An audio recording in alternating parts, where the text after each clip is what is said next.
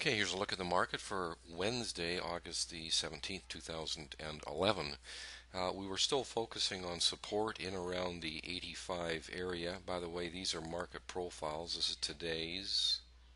This was Tuesday's, and the one in the middle is the overnight session from Tuesday to Wednesday. We were still in the 85, holding 85 as likely support. You can see it just dipped a little bit below it on both the overnight and the regular trading hours today, although the market it did it relatively early in the overnight session, then came all the way up here, took out the previous day's high in the regular trading hours when it had a nice rally early in the regular trading hours today, as the market moved up to I think it was the 1206 area. I think the high was 1206.75. So a good rally up above there. So that upward bias held true to form with the 85 area acting as good support. However, once it did rally up there, it found some selling and came all the way back down and tested our 85 support area once again. So the more this 85 gets tested, the more likely it is to break and have a sell-off. So that's something that we've certainly got to put into the mix when we're looking at the market for its actions tomorrow. In particular tomorrow, because we do have some fairly important news to be released, starting of course with the jobless claims as usual on Thursday morning at 8:30. Also at that time the CPI will be released.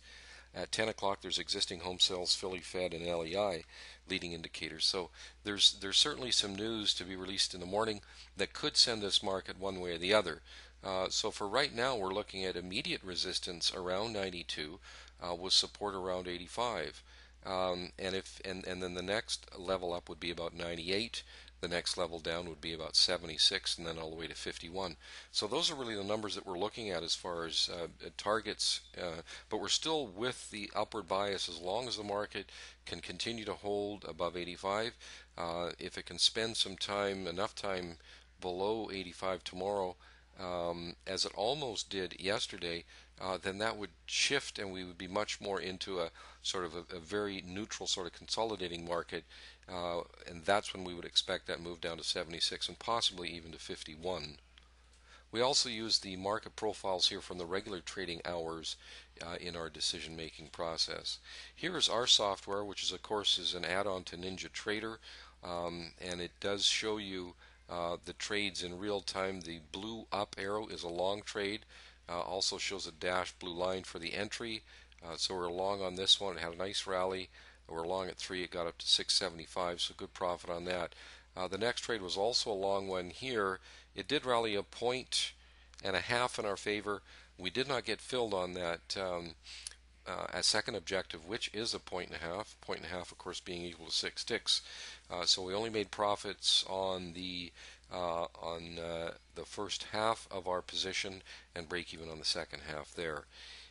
As the market came down, it did give us some sells, but these were all short trades that would be entered either fairly close to or at our resistance area. As a result, did not take them. We did take this last trade though, even though we were in a neutral filter, because it had rejected the test below the 85 area right here in a similar fashion to what happened yesterday. And so we ended up with 3 trades, all on the long side. Then the last trade did move 2 3/4. You can see the little dash line right here.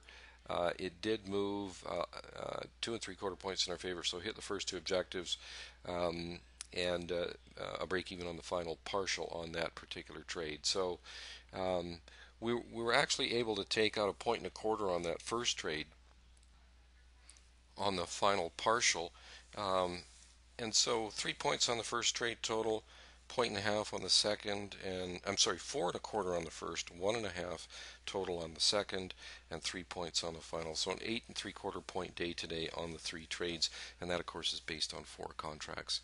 Any questions or comments, please get a hold of us at info@eminidaytrader.com. We always enjoy hearing your comments or questions. Don't hesitate in contacting us either by phone or at info@eminidaytrader.com. Thanks for taking the time to watch the video, and we will see you again tomorrow.